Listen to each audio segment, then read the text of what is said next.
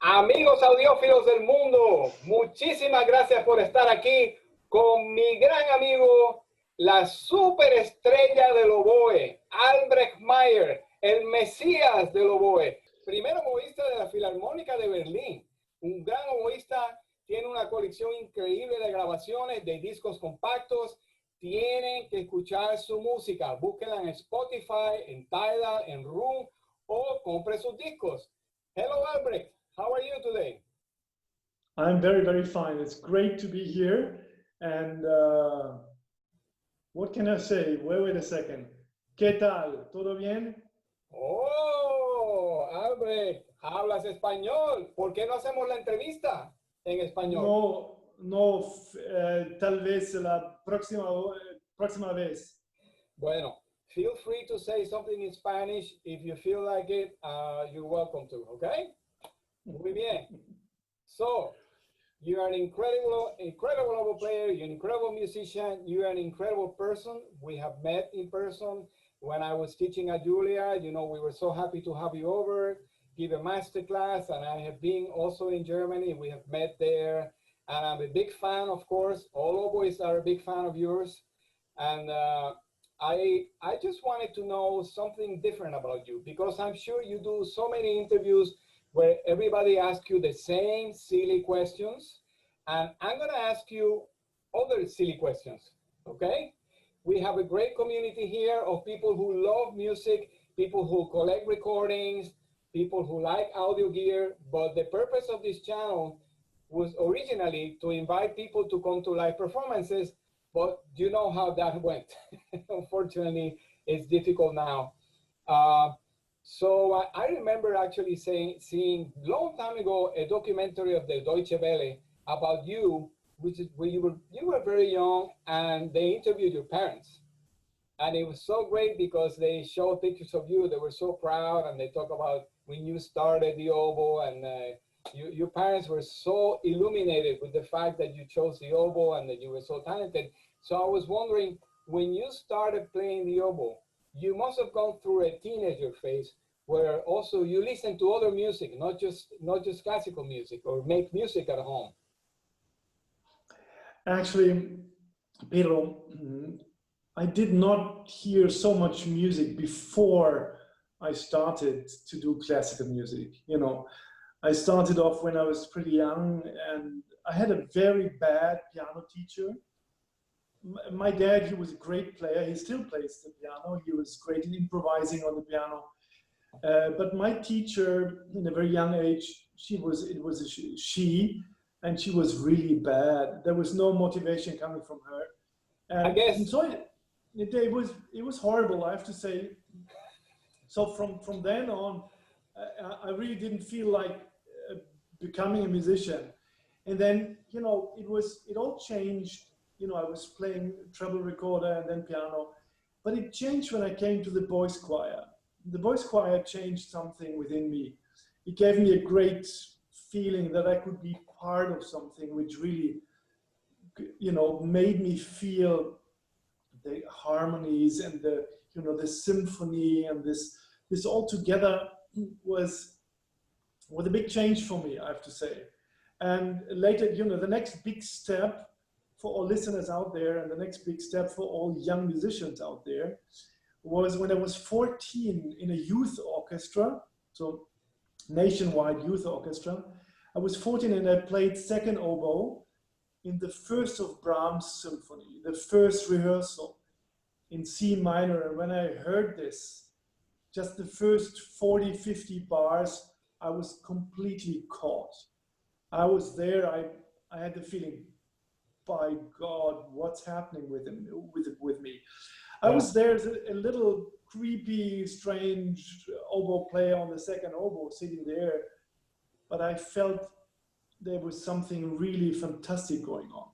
Yeah, I know the feeling. Yes, it's great when you finally make that connection, and then when you play and you feel like, oh my God, this sounds good. This is not what I expected, and you almost feel a little bit of embarrassment in the beginning, but then you say, oh no, it's okay. I have to play like me, you know, right?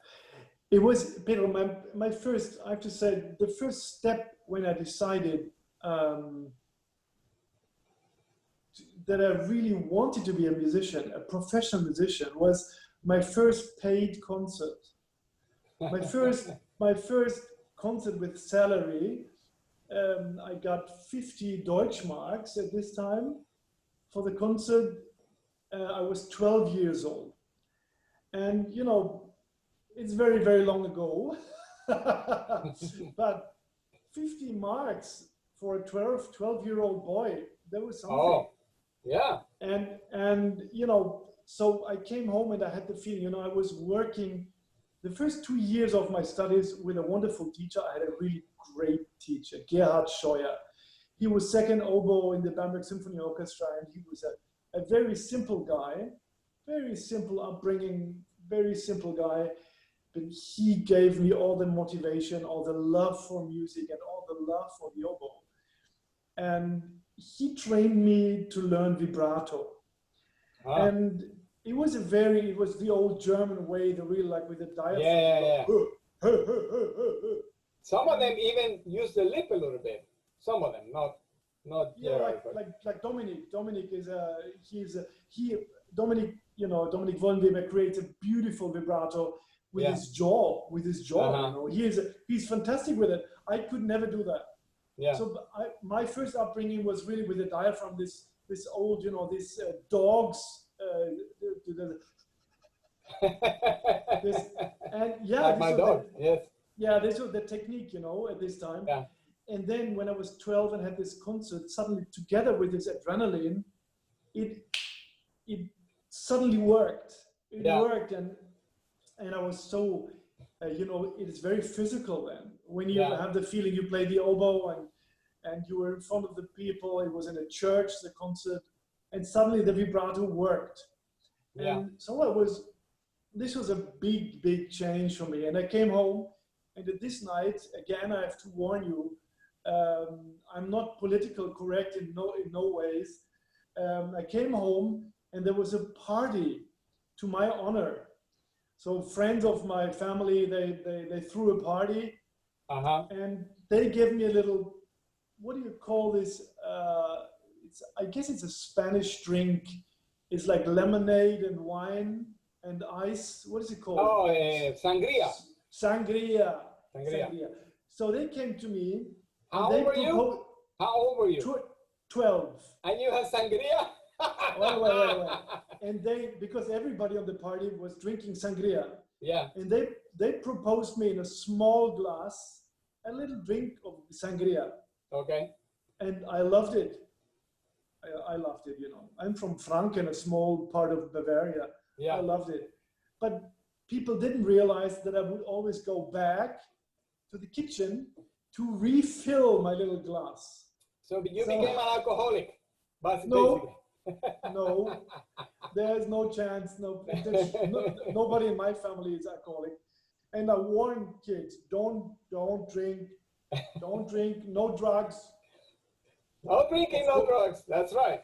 Of course. But I just wanted to make clear what a super package this was. Yes. It was for me, it was a very physical experience to play this oboe. I was 12, I was small. I couldn't speak properly. I was stuttering, as you might know. It was pretty difficult for him. Yeah, did you for actually, you had a stuttering problem when you were a kid? Yes. Yeah. Ah, I didn't know. And how did you overcome it? You know, most of the stuttering people, they don't have a real problem. Right. Not physical. Right. It is something, you know, within your soul, within your heart, some kind of inhibition. And funny enough, all the stuttering people in my life, which I met, and I met quite a few, they all were bright people and very fast. Yes. Very fast. They might have had crazy ideas, but they were quite fast. Yeah. And they wanted to say something. They wanted to reply. They wanted to respond. They wanted to be fast, but they couldn't. They were just blocked. Yeah. And so when I was a young kid, so maybe like 10 years, between 9 and 19, I had this problem. And suddenly, with the time and with the growing, with the, I have a friend, an oboe player, Robin Driscoll. He's a great oboe player, and he makes great Gaussian machines. And he doesn't stutter, but he speaks so fast that we make fun of him because he talks so fast. And it's not stuttering, but I think it's a sign of somebody who is so bright that their brain is too fast for the language, for the spoken, for the phonetics. So maybe this is what happened to you. You just didn't have any patience for your tongue. You know, it's in a way that might be true. It's just, you know, I know many adult people, very bright, beautiful people, Yeah. who do have a problem to speak fluent. And it's, yeah, for them, it's really, really hard. So basically what really changed my life in this perspective was that I gained self-confidence. This made a huge change for me, you know. First as a man, as an adult man, sure, when I was 19, but then as a musician, then as somebody who could, you know, be in a normal party, who could be in a normal group of people and talk to them. And now when I try to talk to people who have still a stuttering problem, I think I can help them. You know, with the time, it is hard for us, for this group of people, but it's nothing which you couldn't overcome. So can you help people who are audiophiles, who love these stereo systems, who don't feel comfortable going to a concert? Maybe they're afraid they're not going to like it, or maybe they want to stay at home because they think it sounds better at home. What would you say to audiophiles who, some of them might love music, but they're afraid to make the first step into listening to classical music live? First of all, Pedro, of course, I have to say, if you look in my living room, I don't know whether you can see anything here. I don't know, do you see anything? So there's no stereo. I have no stereo because the whole time in my life, I'm pursued, just a sec, I'm pursued with music, you know. You know, I make music the whole day. So when I come home, I hardly listen to music. You know, my wife loves Latin music. She loves Latin music. She loves Latin jazz. She loves all this kind of stuff. When I come home, I either work. I still work on scores because I'm conducting as well. So I work on scores, or I just relax. Or you play the piano, maybe. I play the piano, but in the moment, my little one, which just met for the first time, my little Laura. She's playing the piano all the time, and she loves it. That is her tool, which my oboe was my tool. Yeah. And that's her tool in the moment. So I have many friends who have really put a whole lot of money into the most beautiful, exquisite, high-end stereos. Yeah. And when I'm being there, it's fantastic.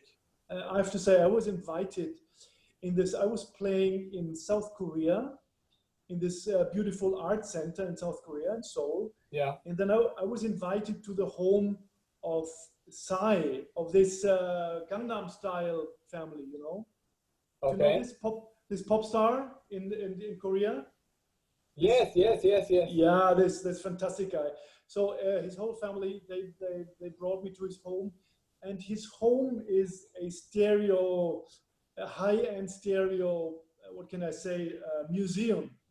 And they've showed me everything what is there. I mean, some loudspeakers for $250,000.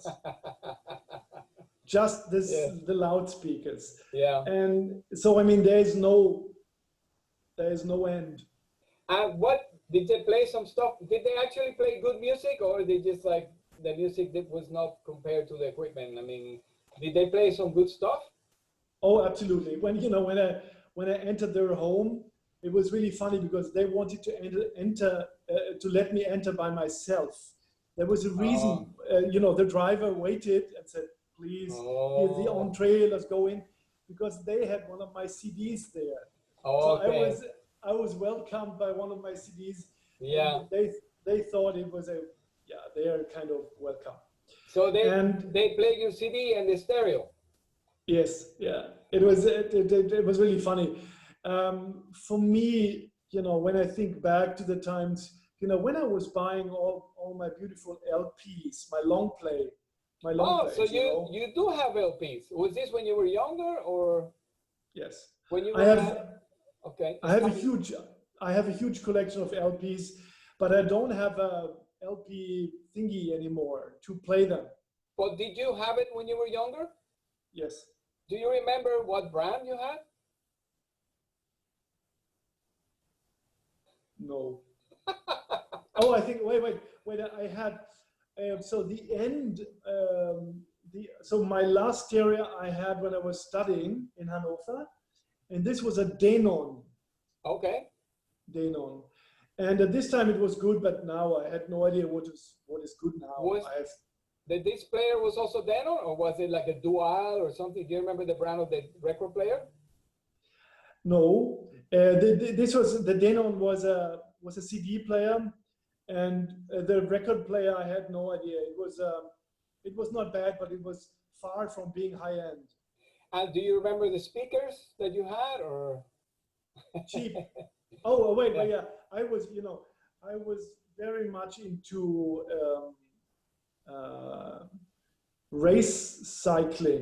cycle racing. Bicycle racing. Tour de France. Yeah. Yanni. And you listen to Yanni? Yeah, of course.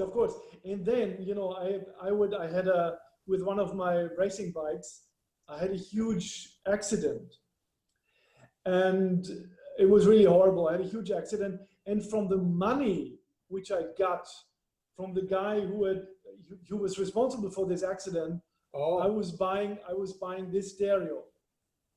That is the story. I was buying the loudspeakers and the record player and the CD player, everything. Oh, so maybe at some point in your life you were an audiophile. Even I was.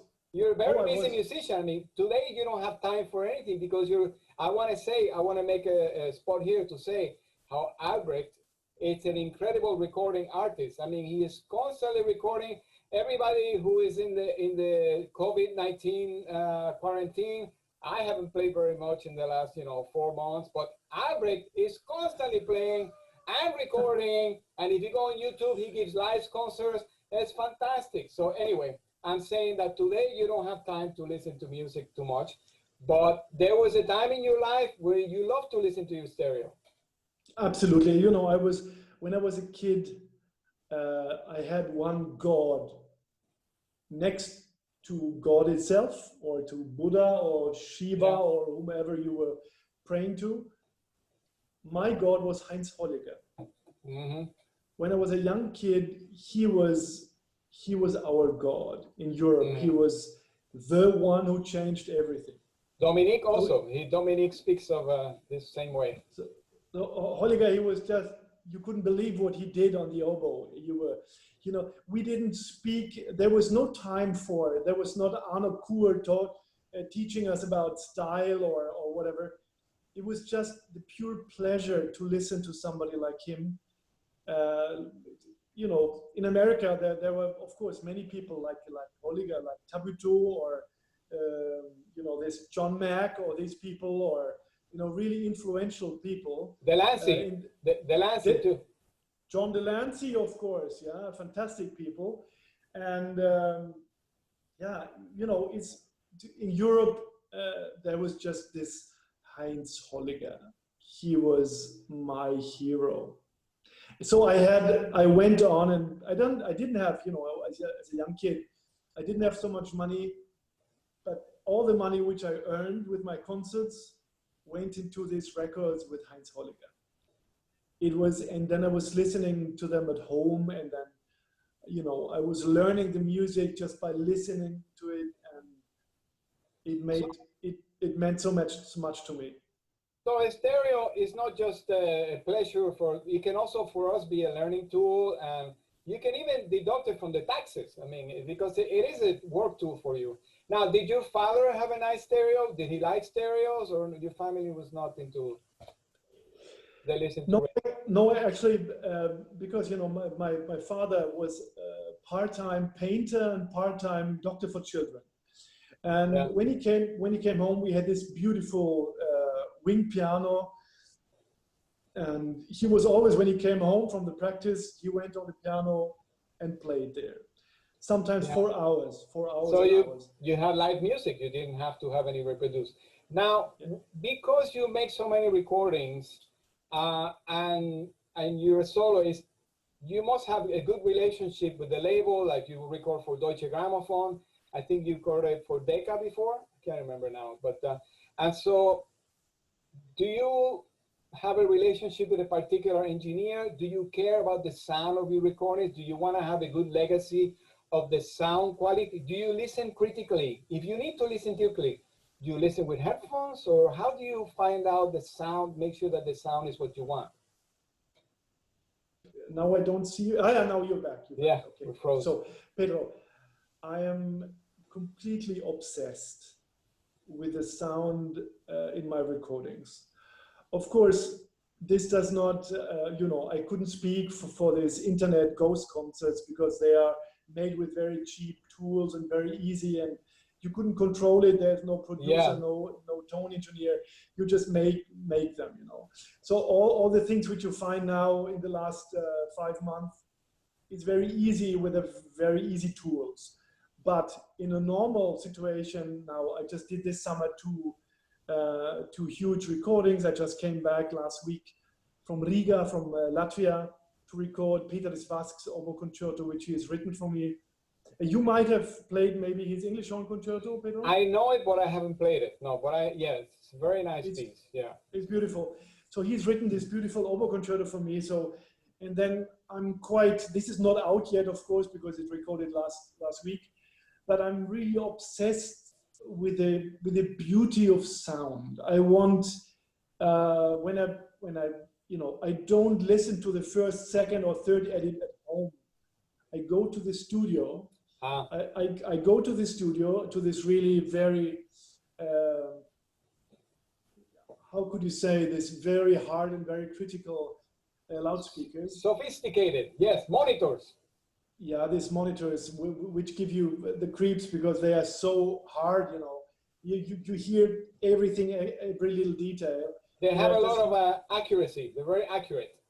Yeah, absolutely. So in the end, I really want, and then if somebody, you know, like in old times, when I did my first recordings, the sound engineer, they said, hey, you know, we don't have to hear your breathing. I just took it away. I said, excuse me, what did you do? Yeah, and then I took away the key noise. I said, no. We want the whole package. People the whole experience, as if you were there live. Yeah, exactly. That is my goal. People should even hear when I do my circular breathing. They should hear. There is no, you know, I don't take anything away. Good. Yeah, even not my glottis. I think that if you want to have the perfect image of the sound you're producing, there it is. I think otherwise, you know, in old times, very often, you know, you are recorded from quite a distance in a way, you know, they don't, you know, they didn't want to hear all the little bright, maybe sometimes, you know, nosy tones and little, the glottis noise and no key noise and no breathing, no nothing. And then you have this kind of, you know, sound which is, you know, in a distance, and I hate that. You know, I think, of course, for audio lovers and really enthusiasts, I think they need, if they have like a surround system, they should really hear all the details. Well, some audio lovers, they like it when they can hear the keys because it means that their equipment is more revealing. And so they think it's exciting. They feel like they're in the performance. Now, let's talk a little bit about your job, the Berlin Philharmonic.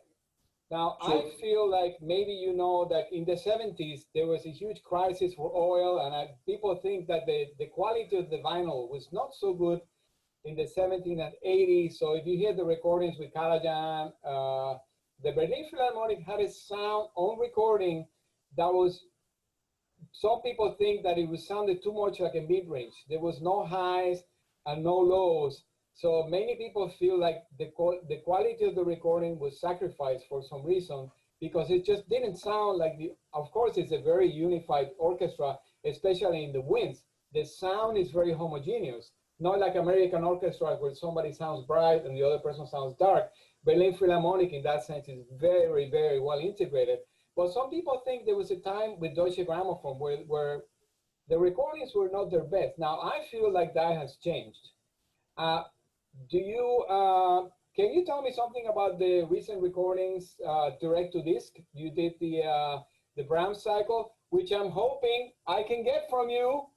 I hope you can find it. And I want to show my people your recordings, and also the recording you just did with the Bruckner with Haydn. Can you tell me about the process of that? I won't take more of your time. We're going to quit soon, but tell me a little bit about that experience. You know, it was this direct-to-disc recording was a very difficult thing because, as you might know, the sound went without any chance to cut or to edit, went directly to the matrice, directly to the final result. That meant we had no chance of listening to it before. So there's no real balancing. That means when I listened to it, I thought, because, you know, it was recorded from the so-called block A. So the first block, so the most expensive tickets in the Philharmonie.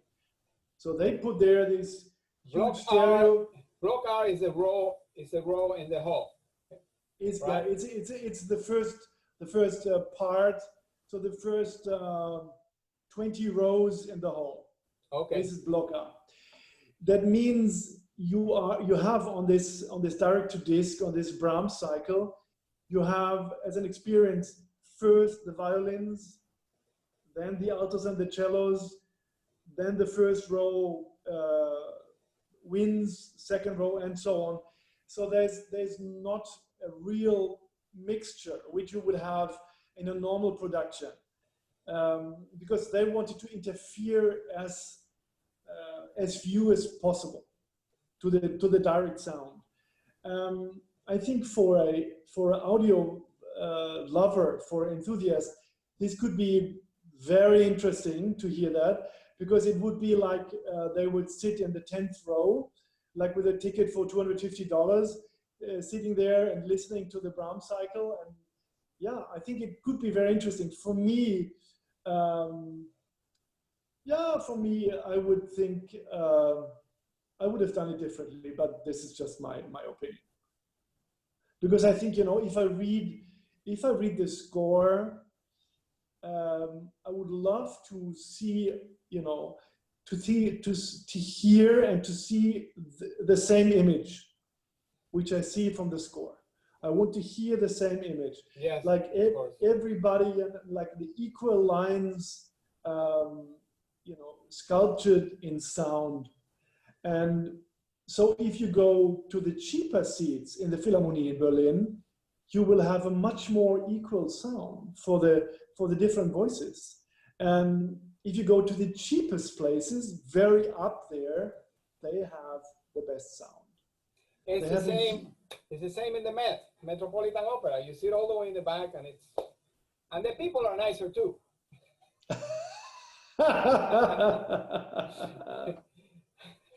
That's fantastic. And now I feel like you had an involvement too, that you were in contact with engineers, because, for example, in the Bruckner recording, I see pictures of you, like you were talking to the engineers, which, by the way, when you send me your copy, you have to autograph for me.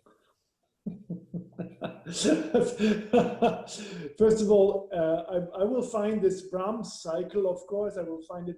It must be somewhere in my library. You said, and now it's on video. It's on video that you said you were going to get me that copy. Yeah, but you didn't make an offer yet, Pedro. We will discuss that in private. I will. Now this is on tape, my dear. Okay, I have my credit card here. Don't worry, dear Pedro. Don't worry. Now this, don't show me. I'm getting all my money together. Okay, Hey, my dear. I should let you go, but before we go, listen.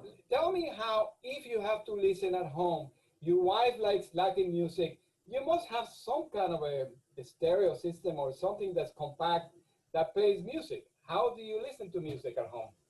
So, we have a very small, I don't know what you call this, you know, like a thingy like this. A speaker. It's a wireless speaker. Yeah, no, there's everything included, like a CD player and speakers and everything. So we have this like for 25 euros, which is something like $27, which gives you everything. And these are the little children, the kids CDs like fairy tales and everything for my daughter. And if I want to listen to something which interests me, then I go on YouTube. On the computer. On the computer. I go on YouTube. If there's something, because I find so many old thingies which interests me, like Kleiber and Furtwängler, and really old recordings. And this is very interesting to me. You know, because, Pedro, I can make this transfer in my head and in my ears and in my heart. Yes. You know, I hear something which is very much reduced, even in the sound file, even more reduced, like MP3. Yes.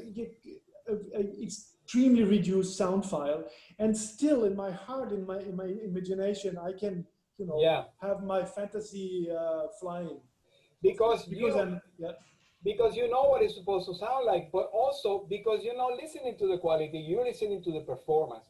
You listen to the phrasing, you're listening to the intentions of the conductor, the tempi, there's nuances in the dynamics. So this is why audiophiles can learn to listen this way too. Not just listen to the equipment, but listen to the nuance, to listen to the colors of the music. I think our problem, Pedro, there's another problem which I wanted to make clear for the listener and for the audio enthusiasts. I have to say, you know, we musicians, the more we work, the more we study, and you have seen so many, have heard so many music, have played all kinds of music in your life, Pedro. I'm sure it's the same for you. If I'm going to a concert, I'm completely analyzing all the time, you know. I'm analyzing the score, I'm analyzing the performance, I'm analyzing, you know, the interaction between artist, musician, and audience. So it's very hard for me completely let go and let my soul fly on the wings of the beauty of music. It's difficult for me just to let go in a classical concert. If I go to a pop concert, you know, I love Elvis, or I love Michael Jackson was my greatest hero, or you know. Or for the Spanish speaking people, I love Bobby Capó. Oh, yes, of course. He was the greatest, Bobby Capó. Yes, I'm impressed, and I love the way you said it. That's really poetically. Now, you know what? I'm gonna make a deal with you. You send me those records, I will send you some headphones. That when you listen, you will not believe the quality, and you'll be like, okay. You don't have to have a stereo, but you can have good quality of sound in a compact space. Okay, we make a deal on video. Okay, one more time, what do you say to the audiophiles? Why should they come to live music? Why should they come see the Berlin Philharmonic? Other than because it's the best orchestra in the world. You know, Pedro, first of all, I don't believe in this things like the best. You know. There's not such thing like the most beautiful girl on earth, except of your daughter and my daughter. Yes. Of course, they are. Of course, no doubt, they are the most beautiful girl on earth.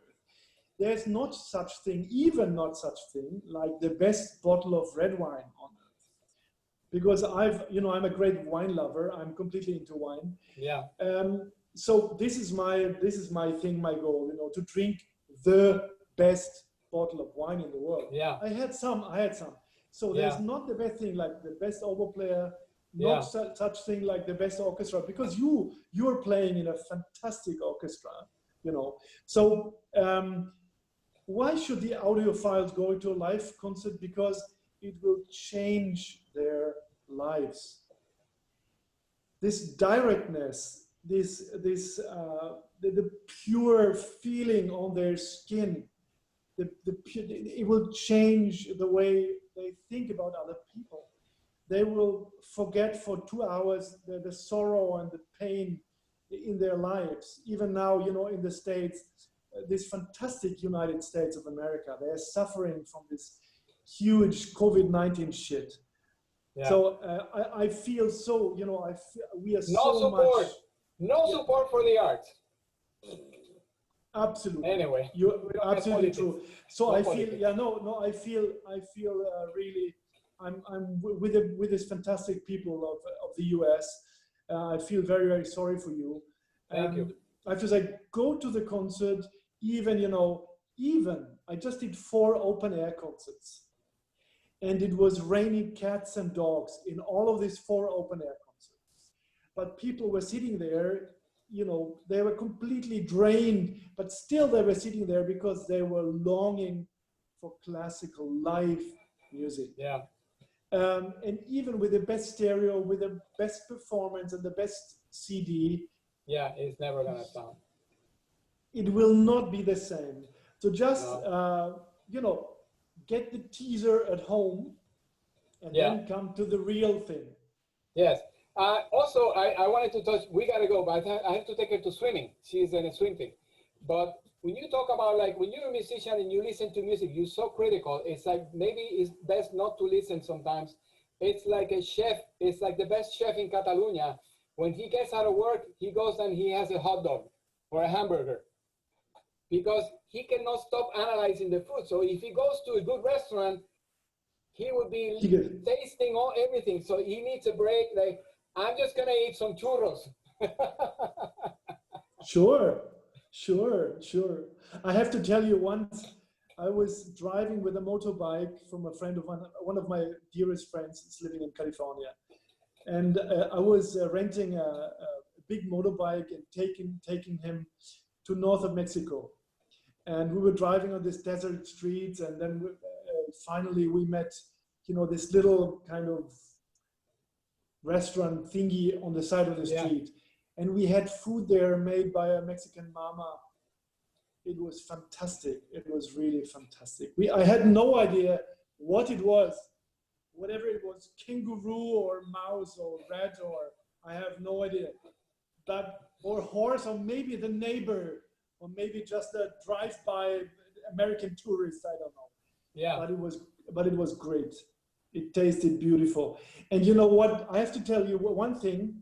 One of my favorite dishes is feijoada. Brazilian feijoada. Yes. I love black beans with pork. I love it. Well, now that you love Bobby Capó, we have to go to Puerto Rico and we'll get you some nice food there. Okay? Great. Absolutely. Albrecht, muchísimas gracias. Thank you so much for being with us. You are amazing, an incredible person, and a superlative musician. We will speak very soon. And hasta la próxima. Adios. I'm going to be waiting for my records here, okay? I'll send you the headphones. Take care. Goodbye, my dear. Have a good one. Bye. Stay safe. You Stay too. safe, my dear. Okay, bye.